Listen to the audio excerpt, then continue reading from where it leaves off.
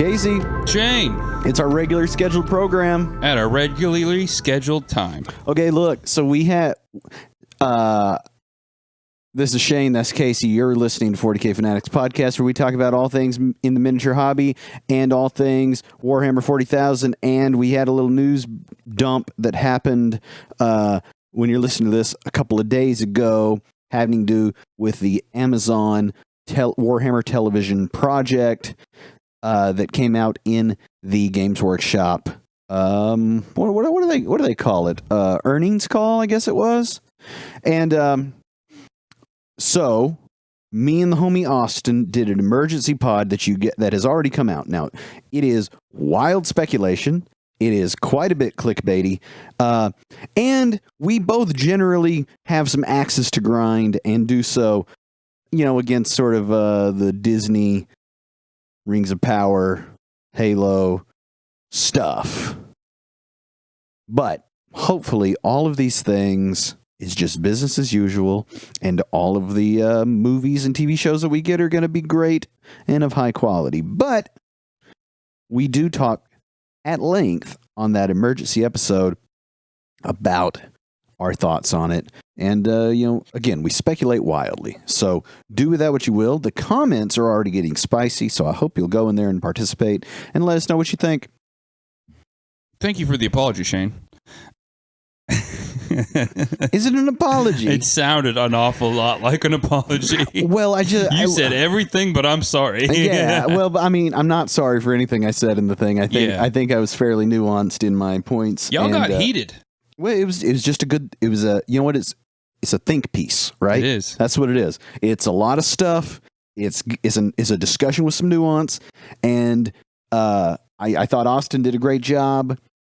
I know I had some stuff that I wanted to say, and we had fun with it.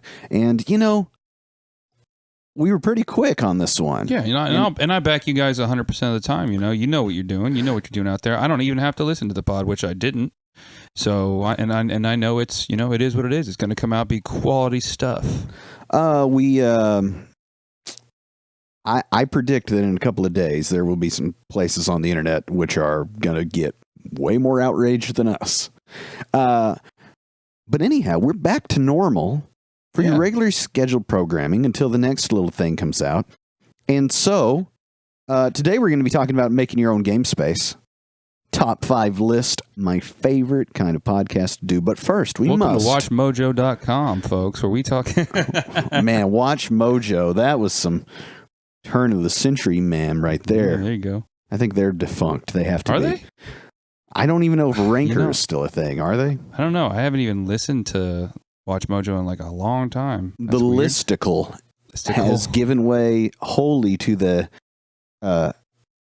adsicle? Adicle?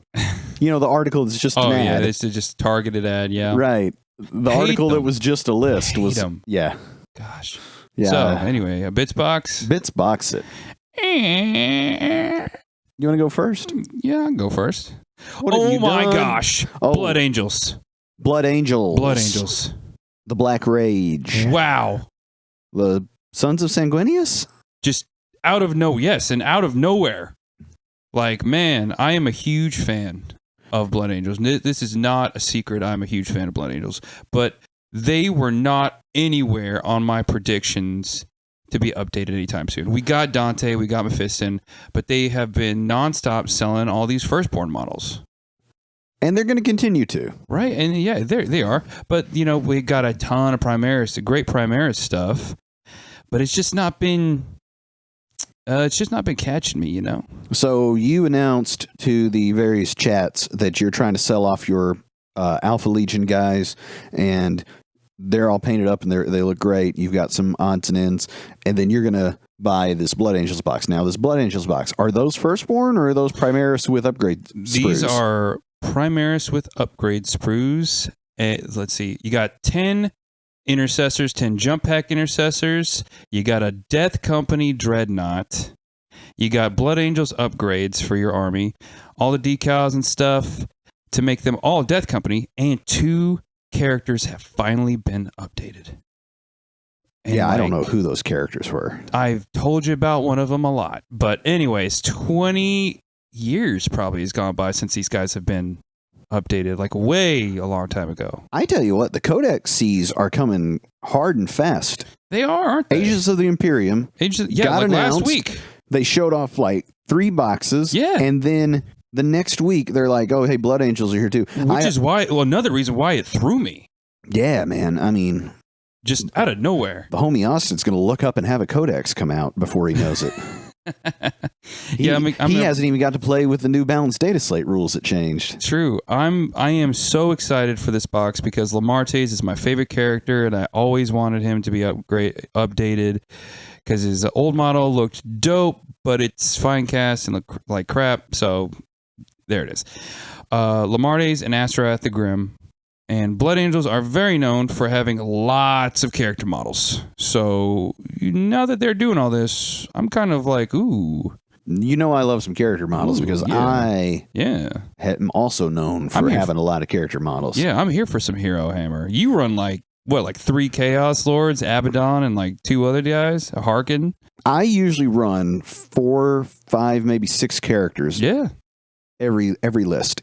Like try hard list, fun list, it doesn't matter. I want my dudes led by some dudes. Which is funny, I say that, and then the sort of competitive people are like, well, that's not very many characters. Mm-hmm. Because what they mean is you spam as many of you as you can of like a Chaos Lord with various things, and those all have these various, what do you call it? What's the word I'm looking for? Where one thing works with synergies. Ah. And that's not what I mean. I mean, I got like 6 different dudes. It's all over the place. Yeah, and I saw this box come out, and it just made me think, I want to start another army. My Alpha Legion army I have, it's about 1,200 points, but it's just not, it's just not my heart. My heart's not in it. There's a couple of things going on with your Alpha Legion. Since 9th. Right. There's a couple of things going on with your Alpha Legion. 1, those boys are getting no run, and 2, they're from another time of your painting journey. Yes, that's also true. As someone who has, if you were to line up my army, 1, you've got some chunk that is not even painted by me, not entirely painted by me. I started helping in the painting process pretty quick, because initially there was a partner that was going to do the painting, and I was going to do the building and the playing, and then very quickly it's like, changed. well, we'll both paint, and then it's she gone, and now I paint. But you can sort of lay them out and see the progression of painting. It's pretty good, and then it takes a dip, and then it ramps up, to today. Now, when it's all mixed together, it's hard to tell what's what, and it all is pretty cohesive. Mm-hmm. But your Alpha Legion is done, and they're battle ready. Yeah, but your Blood Angels are going to look incredible. Oh yeah, so I'm thinking, you know what? Grab the Blood Angels. Maybe that'd be a good idea. So I'm floating the idea of selling them. If anybody is interested, ask me. I've got like 1,200, maybe 1,500 points. They look really good. There's the much desired Helldrake. Yeah, that thing looks awesome. Everybody loves the Helldrake. Job. It's very competitive. Yes. Aircraft are so OP. And then, of course, I painted the 20 Tyranid models for the Space Marine board game for us to play after I get Homeboy all done. I thought we were playing that later today. Oh, we can do it? Yeah, we go for it. We got Tyranids. We'll figure it out. We'll see how we feel. Yeah. I've played Age of Sigmar 4th Edition. Oh, man. Clap, clap, clap, clap, clap. I went over to the homie Craig's house, and he played his Gloomspite Gits, which are a bunch of little gobos. Little gobos. And I played my Night Haunt Ghosty Boys. How'd that go for you? I won. It was really fun. We found it to be complicated. Mm-hmm. So Age of Sigmar 4th Edition is doing a thing. They have a rules device where absolutely everything that anything can do is considered to be an ability, a type of ability, a move ability, a fight ability. So where you would think, sort of logically that I'm making an attack, no, you're making a fight ability. Oh, okay. Okay, and the entire rules is written this way. And that is at once very helpful for clarity of writing in the rules. If you understand the concept of that conceit. Mm-hmm. because when it says units set up outside of the deployment phase, which only happens before the battle actually begins, may not use move abilities. That sounds like heresy. I mean, it just sounds like nonsense. Like, what does that mean? Yeah. Does that mean they can charge? No, because a charge ability is a charge ability. And when you make a charge ability, you also get all the other abilities that are on your war scrolls that then trigger in the charge phase, if you will. And it goes on and on and on like this. So we did not play the mission correctly. Mm-hmm.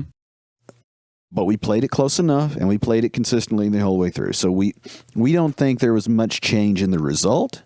But what we did is by the end, we were running our armies pretty clean. And we got to the end of the battle and had like 4, maybe 5 things to look up and get answers on.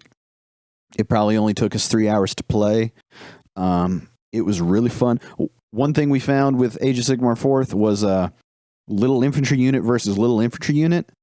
Pretty darn sturdy. Everything was sturdy. It was hard to, like, he would clear out 3 or 4 of my Sock'em robots. Yeah, like his dudes would clear out 3 or 4 of my ghosts, and then I'd bring some back because everybody brings stuff back in Age of Sigmar. Trading shots. Yeah, and then my ghost, because he's running big units of 20 little gobos, they would slash across 12 gobos. And then he'd bring like 8 of them back, and so on and so forth. Makes me want to play Gloomspite Gets now. It was really fun.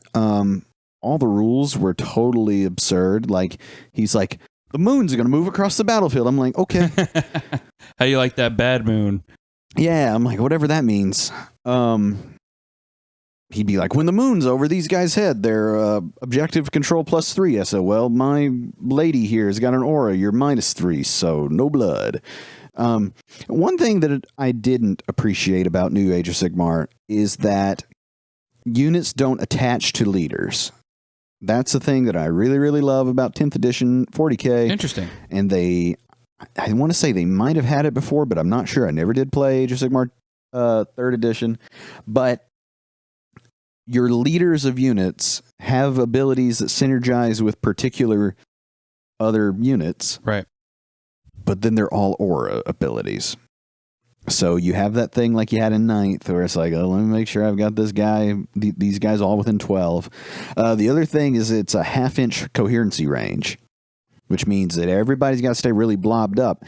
And when you go to pile in to fight, as you do continually, you can find it's really easy to get some of those guys out on the edges outside of coherency. So you really end up just crammed together, which is kind of nice because that, Age of Sigmar had been known for getting a little, with so many things that get uppy-downied and redeployed and replaced around the battlefield. The screening game was kind of a bit too much. And now that's kind of gone because everybody's got to stay so clumped up.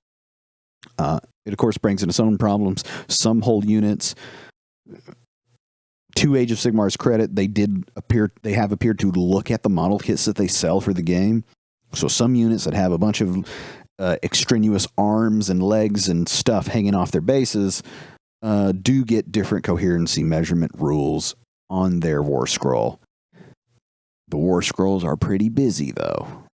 But the army rules and things are less complicated than they were in 3rd. In our one game of experience, it's hard to move stuff off, which is nice. So, we played all 5 turns and we both still had stuff.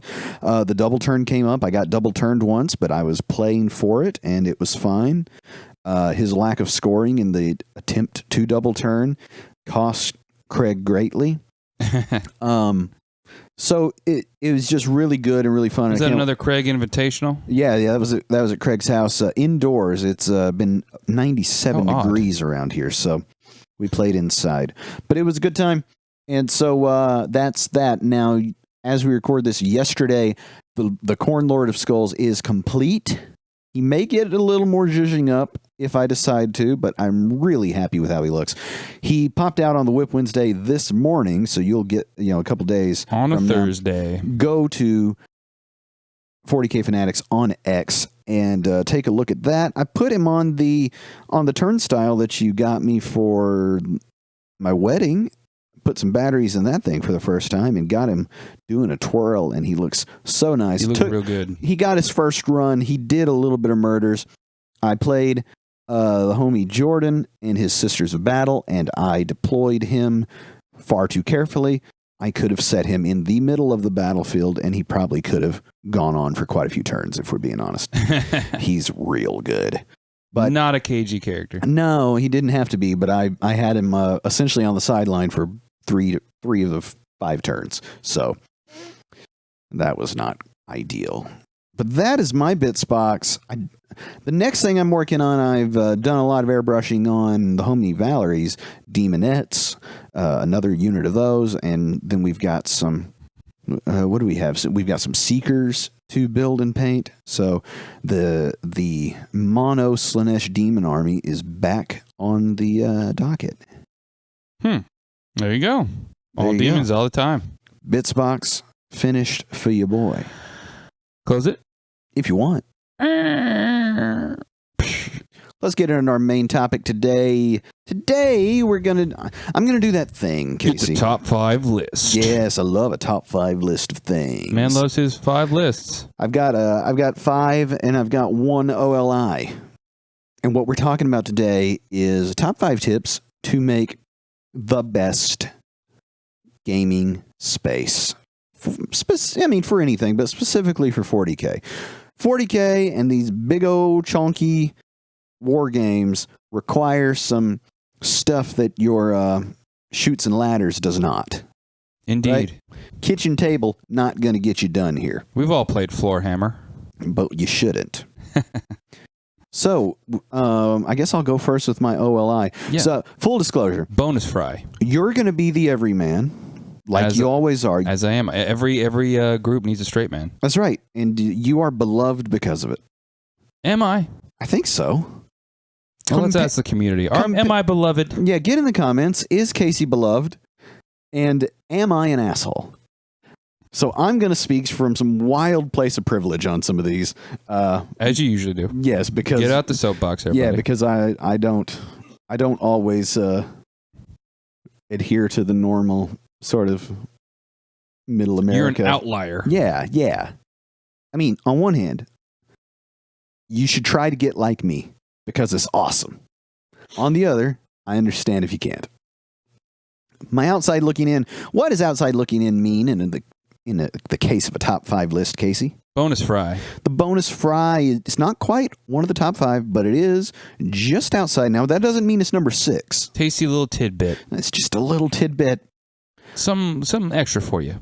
My outside looking in for making your game space great, again, is air conditioning. That's fair. All right? It's not on the metal stand for the purposes of this list, but it is a bit of a must-have, okay? It's just a little too self-explanatory to bother with. But as we sit with the air off so that it doesn't come in the microphones on your gaming shed, air conditioning. I mean, I feel fine. I feel fine too, but it won't be long now. Yeah, it's true. Let me hear your number 5, Casey. My number 5 is definitely... How do I say this? I would say a to-do list for activities. So an activities list. There you go. So whatever you plan to do, it's not a plan of attack to organize. It is a plan of what you will be doing. So like I tailored mine towards I'm going to be painting, I'm going to be playing, I'm going to be chilling, and I'm going to be recording a podcast. So I needed to think with that in mind. And then go into the organization stage after that. I like that. That is not a very that's not a very snappy 5. That's not like on a list, but I appreciate what you're saying there. Getting your whole activity plan. Yeah, getting it laid out so that build it towards what you know you will do. You know what I have my whole house set up this way. And it's set up in stations. There's a TV viewing station. There's a racing sim station. There's a flight sim station. There's a painting station. There's the wife's work station, and then gaming station. Right? She's got a makeup station now. Yeah. Like whole sections of the house that the space is just optimized with all your stuff for this thing, and it feels really nice to like just plug into the matrix that way. And you've done that with your game shed. Yeah, I've got all my game stuff set up. I've got my paint stuff set up. Everything is where I need it to be and know it is, because I thought of what I'm going to be doing first and then went with a plan of attack. I like that. My number 5 is bar height table. So when you're building your big old gaming table, and you probably will have to build one, if you try to buy one, it's going to cost a fortune. Indeed. I've got one that I built custom. You've got one that was built custom, and then you bought it. So nope, got it for free. Well, right, that's right. You got donation. Donation. Free is a good price. Free is an excellent price. I think mine costs $250 to build. But $150. $250. Oh, $250. Yeah, lumber's high. It is. Bar height. Do not build your gaming table plastic Rubbermaid table height. Do not build your gaming table picnic table height. Your back will be screaming. You played that GT. Oh, yeah. And that was all table height tables, right? At one point, I did actually hurt my back. It makes you want to stand on your knees. I to did play. have to sit down. Oh, it's brutal. And then look, you cannot play these war games sitting down. It's rude. Well, I mean well, yeah, you just can't do it. Like you could sit and wait a second. In my gaming space, I've got 2, and I plan to get some more of those little metal folding stools. Right?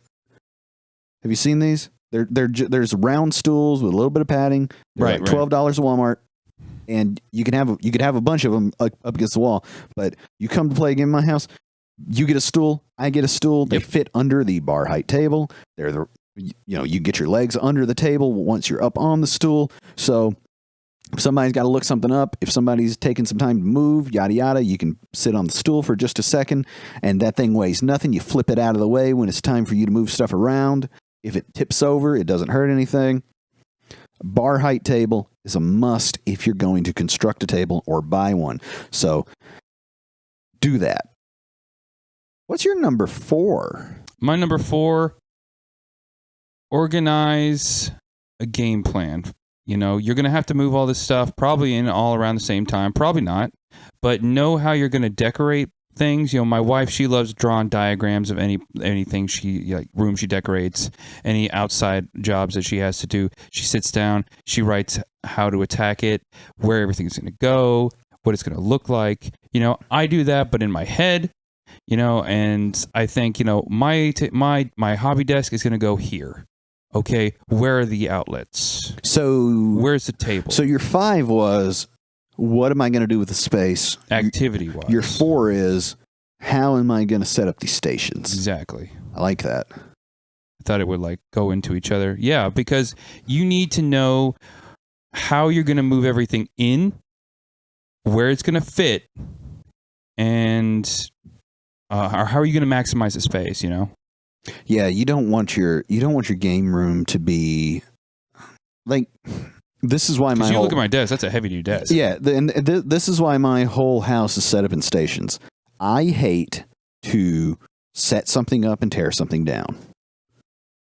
If I had to set up a flight sim every time I wanted to fly, I would not do it. It's too much. It's too many wires. It's too many clamps. It's too much. It's too many things that you wish would be in the same spot the next time that you sit down. And it's going to kill your enthusiasm to do it in the future. Could you imagine if it took you 20 minutes to pull out your painting stuff every time? Exactly. Before you ever even got water in your cup to start? Yeah. You wouldn't paint anything. Make a game plan of how you are going to decorate and organize. All right, my number 4. Must have. This is must have. Must have. You know what? The Olympics are going on. Gold medal, silver medal, bronze medal. This right here, aluminum medal. Built-in dice tray. Ooh, yeah. Well, Gotta have it. I mentioned something about that. Yeah. Gotta have a built-in dice tray on your gaming table.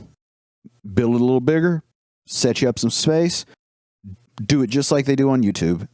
There's no excuse. It doesn't make any sense not to. If somebody brings a horde army, you play a horde army. Yep.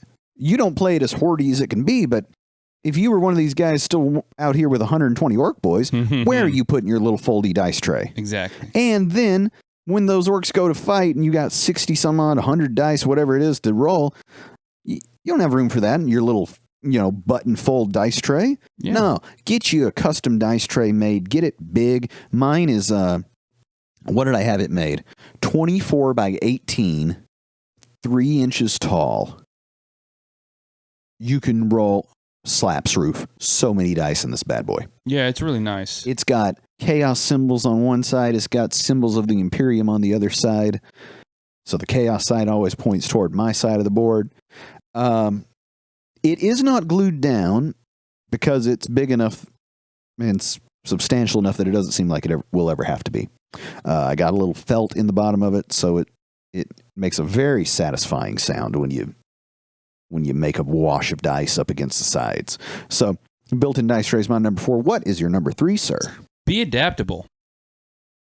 This sounds like the opposite of the make all the stations. Exactly, because a plan of attack never survives contact with the enemy. I don't know how many games of Warhammer we've both played, but how often have you gone in with a game plan pre-game and then first turn, something changes and it's out the window? So a lot of you guys out there a lot of you people out there who are married, you get your space, you have some fun. We all can't just have our own little space, sometimes. So it's good to know that you can be adaptable when something happens, like your spouse moves some of theirs. I'm really trying not to be declarative or like specific, but your spouse comes in, they move some stuff in, some gym equipment, some stuff they aren't doing, an old project, and you need to be able to adapt to that situation. Are you going to stand your ground? Are you going to let them have their side, but they have to keep it organized? Are you going to be able to move around that stuff, and then what if you didn't measure beforehand and you moved all your stuff in, And it turns out that her allotment is a little smaller than you thought it'd be. Yeah, or the stuff you were planning on moving in, like you want to put a futon. I can't put a futon in here. No. But if I brought in a futon, then I'm like, oh, dang, it literally takes up everything. Yeah, It's too man, big. I thought I had some axe to grind against Disney Star Wars and Rings of Power in the emergency pod, but it sounds like you've got some baggage. No, it's a good thing she doesn't listen. No, she doesn't listen, right? I was trying to lean into a few other things. That was just one example. Really, I mean, I love my wife. Oh no, I love my wife. What are we doing? No, my thing is, whether it's bringing in new stuff, new furniture, we've all been that 20-year-old who gets a couch or something off the side of the road and brings it into the house, and then they're just like, well, this takes up all the room. That's true. Yeah, so, be able to adapt around. Like you said, don't use stations that you have to pick up and put down. Well, maybe have something like I paint a lot, have a little paint kit. If I have to, if I feel like painting somewhere else in this little den we're in, or in my house, Yeah, I like that. Be adaptable. I've got a little something for that, and I love my later wife. on in my list, and he loves his wife. Don't forget, kids. My number 3. Now we're getting heated. Well, what we're getting into is degrees. where I start to get a little less like the everyman. Okay, get the soapbox out, folks. I think that your gaming space, to be the best gaming space it could be, you should have TV, lights, and sound in it. You should be able to put something up on a TV, a movie, maybe 90s Judge Dredd movie can be going. Arnold in Predator. You can have some battle music maybe playing. Ooh. Maybe the Alexa controls that, right? Well, I've got music right there. The lights, really bright. I like really bright lights to play miniatures games That is a must-have. because you're trying to get such a big space lit up. You don't want to play in the dark. You don't want to you don't want to crush a little cultist under your arm while you're leaning over to move something because you didn't see him. So you get some bright lights. And Big also city. bright lights, big city, baby. And also, and this one's a little more optional, but go ahead and add cameras and microphones. Now, this is an addition that I plan to make. You're getting into that gaming streamer kind of talk, huh? Yeah, because why not? Yeah, I mean, Right? So all you have to have is a camera you can move, a stationary camera over the top, and a stationary camera on the dice tray. And then you could do live stream games. Whether or not anybody wants to watch that is beside the point, but you could do it. And of course you would run microphones, everybody throw on a little mic, run that to a soundboard, and you've got an entire you got a pretty serious setup at that point. That I plan to add to mine so that we could make some content that way. And that's its own little bit of fun too. Like, you're obviously having fun playing the game. You can have fun, making jokes and moving your stuff around. And who knows, you may find there's an audience for it.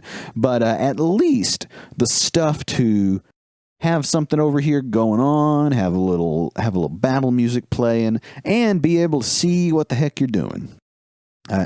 So lights, TV, sound, camera, mics. Yeah, and a little bit of you everyman tip. Don't go crazy. Don't go to Lowe's and grab everything you can to become a weekend electrician. You can get some fairy lights or some string lights or LED lights from Walmart for like $12. Well, let me tell you what I like. Okay, I really like the Wi-Fi network.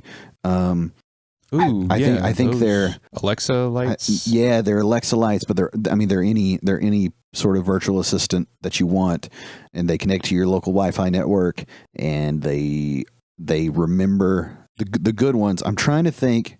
I think it may be Philips makes the best ones that they sell it at the Home Depot, right? Like on the little display. Now, the reason you want those and not the cheaper ones, and they're not real expensive, like the 200 watt one, which I have 4 of in my fan above the gaming table. So it's, like looking at the sun. It is. They are very yellow. Yeah. Very yellow in that room. Yeah. And I mean, the room's yellow, and I think that we've got so much light that there's like some coloring taking place just from coming off the walls.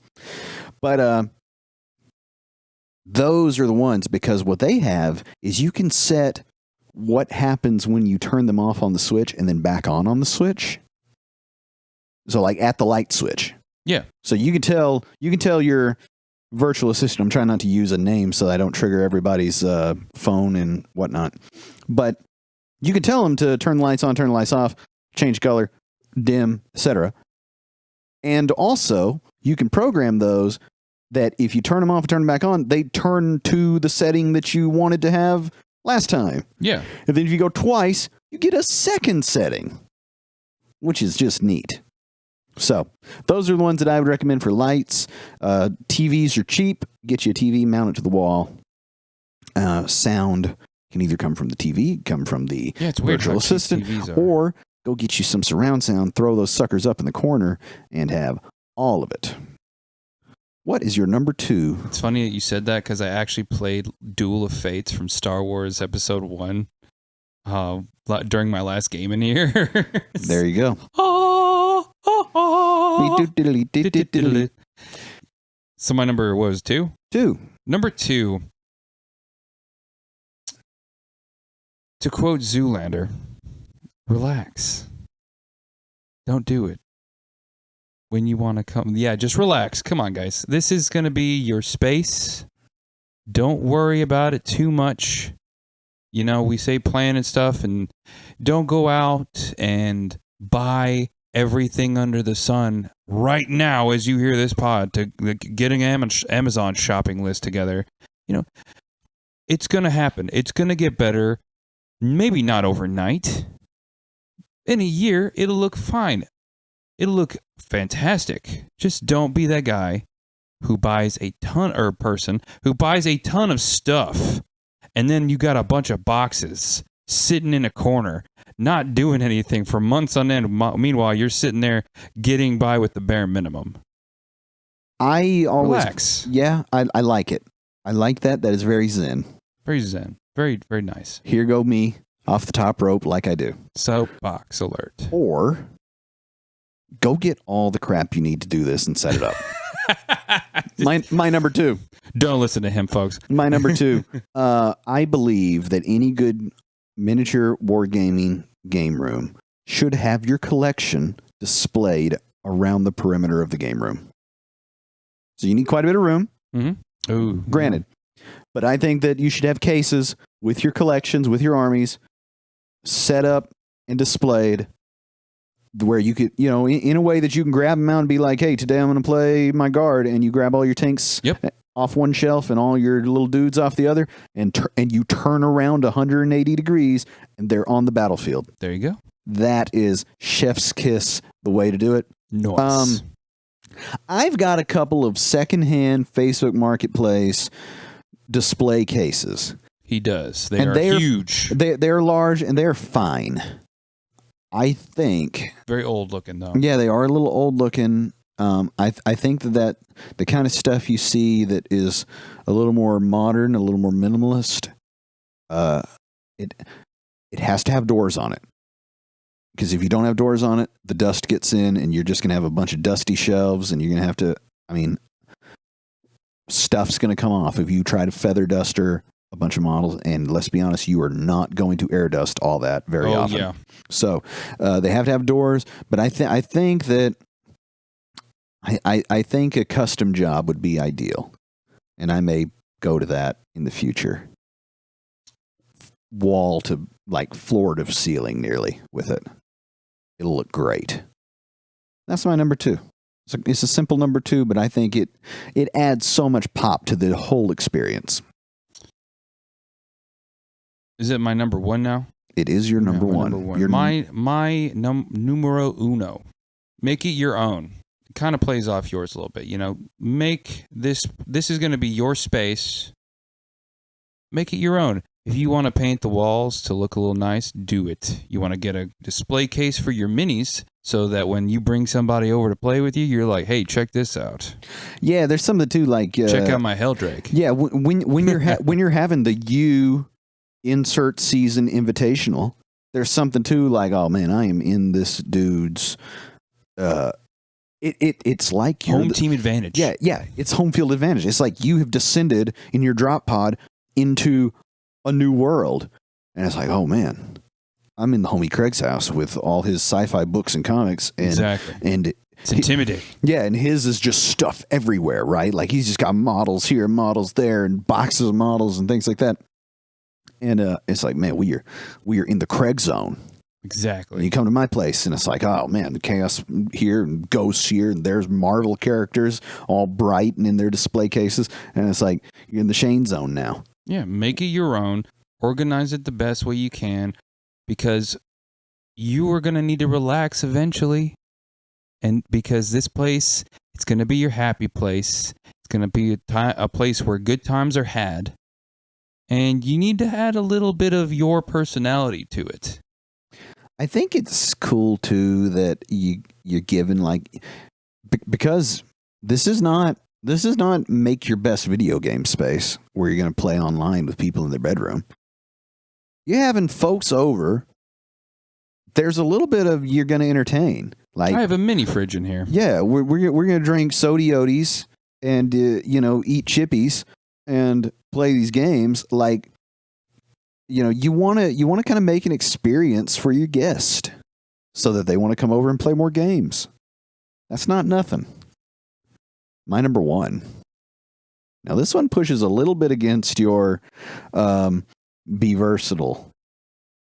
Okay? The game space is the game space is the game space. I want everyone hearing my voice who is endeavoring to make a wargaming area to resist with all of their might their kids, their spouse, their relatives, their own bad habits in allowing their gaming space to be sullied by clutter, by dirty clothes, by projects unfulfilled and unfinished. Your game shed is no longer a storage shed, or it should not be, in my opinion. Your game space needs to be ready for a game at any moment. My game table has not had anything not gaming related on it yet. And I don't intend for it to. Now, again, I said I would be talking from some wild place of privilege here. But, hey, we're talking about making the best gaming space possible. We're not talking about making the best gaming / dinner eating place possible. That's not what we're doing here. We're not talking about making the best laundry folding / game table in the world. Not what we're doing. That's another list. This is the top 5 list of the best wargaming space you can make. And the best way to make your wargaming space the best it can be is for it to be a wargaming space. I feel like you're adding somebody right now. Who hurt you, Shane? Who hurt you? That's just the thing. That's just the thing. And nobody ever hurt me on this point. He is the Sigma male. I've been a bachelor until I was 36 years old. Yeah, he's old. Right. I ain't had nobody putting stuff where I didn't want it at all. And the homie Valerie is enjoying this whole she's fine. She's seeing the light. She's had 3 kids. They're all grown now, you see. She's now seeing the light of the station that is the station. Because her work, makeup, hobby, video game stations are wholly unblemished by me. Fair. Yeah, man. So what you got to do is have quite a large room in your house that no one is allowed to do anything with but you. It's simple.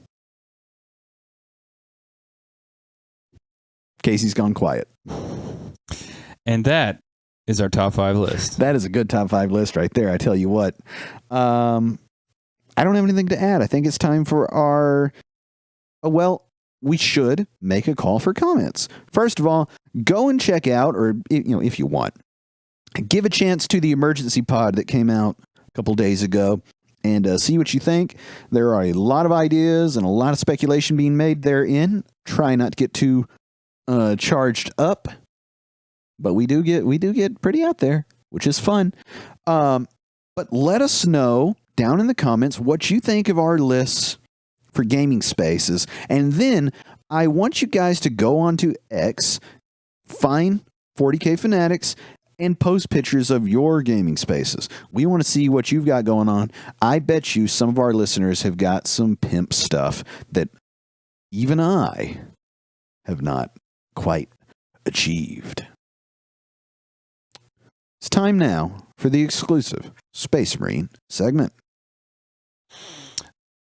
This week, our exclusive Space Marine segment will be about the Ultramarines. Oh, I do like them blue boys. The Sons of Gilliman, since I am painting up Lieutenant Titus over here. For quite some time in the Ultramarines, and a lot of people know this, but a red helmet was a form of punishment. Really? A form of censorship. I didn't know that. If you wore a red helmet, you messed up, son. Really? Until one day, a officer within the Ultramarines made a plan, and he forwarded it to his buddies and Gilliman, and was like, "Hey, we need to make battle tactics against Space Marines because who knows what's gonna happen?" And they was like, "No, Astartes would never turn on the Imperium of Man."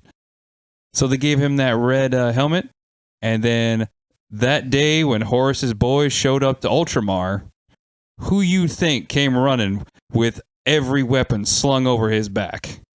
Who was he? Homeboy. The guy in the red helmet. Because red helmet. And now it is an official declaration of the sergeant rank Wow. within the Ultramarines. Did he have a name? He did.